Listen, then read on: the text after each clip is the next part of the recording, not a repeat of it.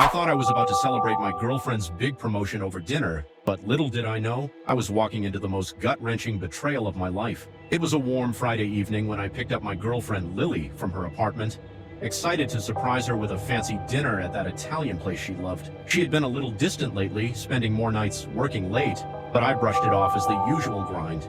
After all, she was climbing the corporate ladder and I was proud of her. When she opened the door, her smile lit up the room and I felt that familiar flutter in my chest. "You ready for a celebration?" I asked, grinning from ear to ear. "Absolutely," she replied, her enthusiasm almost too perfect. As we drove through the city, I couldn't help but think about how lucky I was to have her in my life. She was beautiful, smart, and determined, but in the back of my mind, the nagging feeling wouldn't shake off. Still, I pushed it aside, eager to revel in her success. Dinner was fantastic. The food was divine, and I poured her a glass of wine, now raising my glass to toast her achievements. "To my amazing girlfriend, I'm so proud of you, Lily. You deserve this." "Thank you, babe.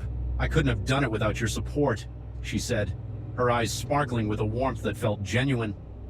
But a part of me still sensed something off.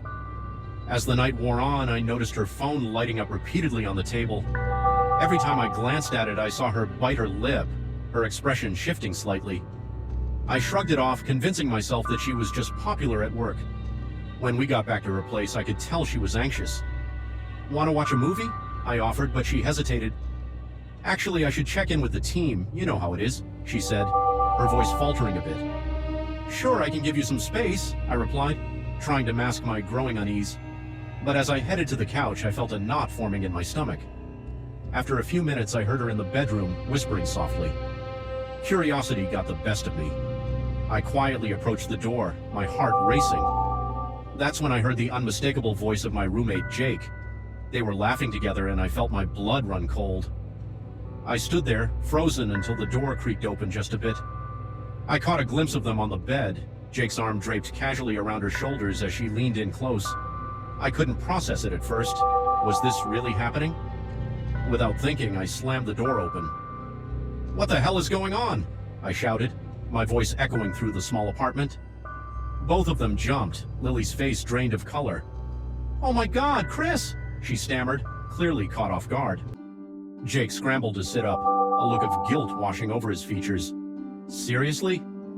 You told me you got a promotion, but it looks like you've been too busy with my best friend to even work," I seethed, the betrayal hitting me like a freight train.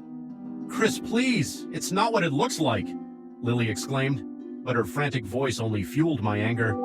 "Not what it looks like? You've been lying to me for months. I thought you were busy at work," I shouted, struggling to contain the hurt swelling inside me. Jake shifted uncomfortably, glancing between us. "I'm really sorry, man. I didn't mean for it to happen," he stuttered, but his words only stung more. "You didn't mean for it to happen. You're my roommate, my best friend. You were supposed to have my back." I could feel tears stinging my eyes, a mix of anger and disbelief consuming me. Lily stepped forward, her voice shaky. "Chris, save it," I snapped, holding up my hand. "You both have betrayed my trust in the worst way possible.